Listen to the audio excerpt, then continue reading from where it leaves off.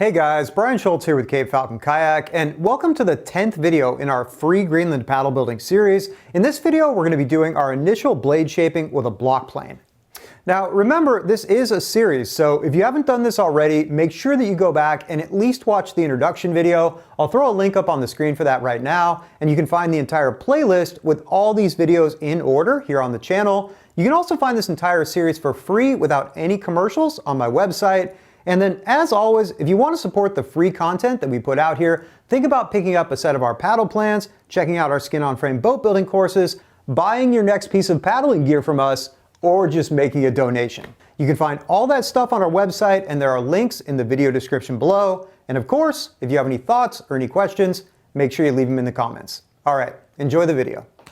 So the next thing we're going to do is a little more shaping on the blade with a block plane. Now, I'm not going to talk about selecting block planes, sharpening block planes, or setting up block planes in this video because I already went into a lot of detail about that in the tool video and the sharpening video. So if you haven't watched either of those, make sure you go back, check out that information, make sure that you sharpen your blade and set up your block plane correctly. The only thing I will remind you about here is the throat adjustment, which is this knob right here.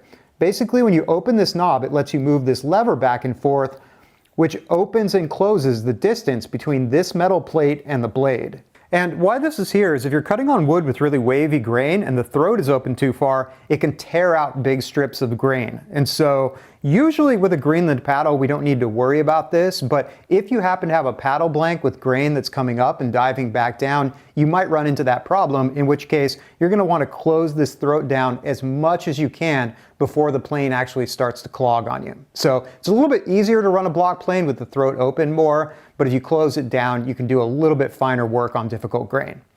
So once you've got that set up right, next you want to check the depth of your cut, and we're looking to take a medium amount off in this step. You don't want to have this set super deep to where you're taking huge thick strings and you have to push really hard, but you also don't want it set so fine that you're barely taking anything off. We're still in the rough shaping phase right here. There's going to be an additional fine shaping phase later on in the course. So just to give you an example, if I come down the line here, your curls should look about like that. These aren't super thin, but they're also not super thick either. And then as far as your actual technique goes, we're going to be putting this on here at various angles, just depending on what you're trying to cut. But there's another angle you want to use as well, which is to skew the plane like this. Because when you're pushing the plane like this, it puts your thumb more behind the plane so you can push forward, and that helps you to cut a little bit easier. But also the blade itself is shearing across like a scissors, which helps the blade to cut easier as well. So you're going to be driving the plane roughly like this. You've got one finger here, you've got your fingers on the side, and the back of it here is in your palm. And you're going to be pushing forward as you go.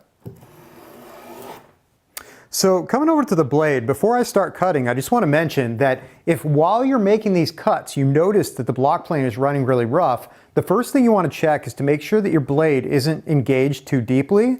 The next thing you want to check is just to see if there's any slope in the grain on the side here. And what I mean by slope is if you look at the grains that are visible on the side of the paddle, if they're diving downwards or upwards, that means that at least on one of these two faces, as you push the block plane into it, it's going to start to chip out the grain. So if you notice that's happening, you can always come from the other direction and do all these same steps, planing down the paddle instead of planing up the paddle like this.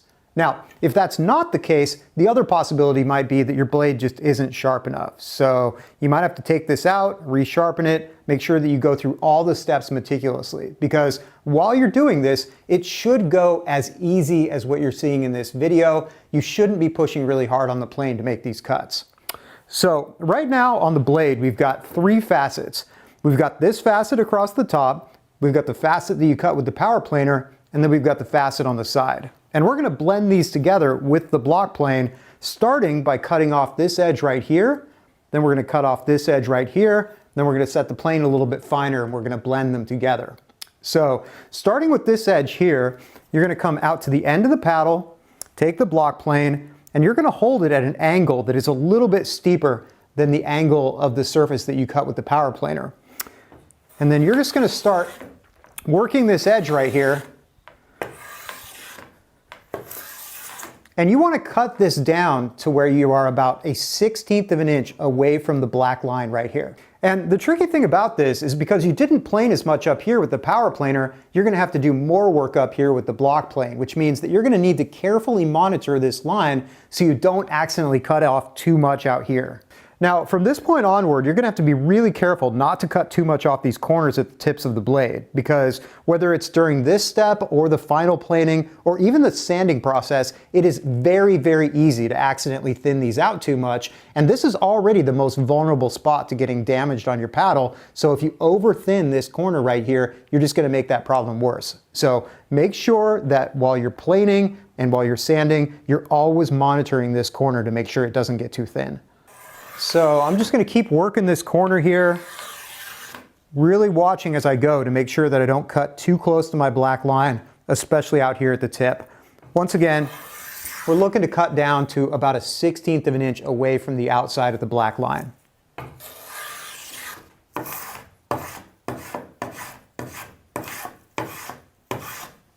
All right, so moving up to the top of the paddle right here, we've got a really defined ridge right here where these surfaces meet, and we're gonna knock that down next. You're just gonna split that angle with your block plane.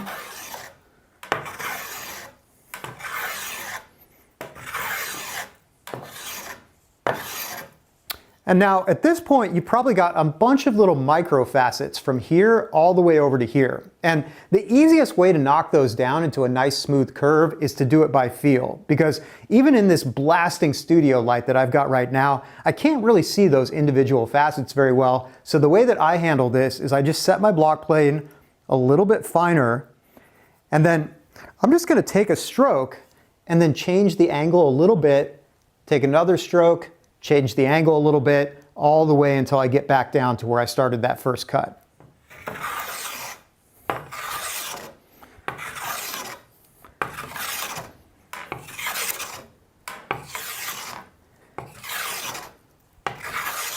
And once again, as you're working your way over to the edge, you have to be careful that you're not cutting too close to the black line. So looking at this from the end again, it's not really that much different than when I started. The only difference is that I've smoothed out some of those angles, and I've cut down to about 1/16 of an inch away from my line over here and pretty close to my line in here. And then finally coming back to the root of the blade, I'm a little bit farther away from the line here, maybe a little more than 1/8 of an inch, and then almost to the line up here. We're basically just looking to round this over from edge to edge without getting rid of this black line or this black line all the way back on the paddle.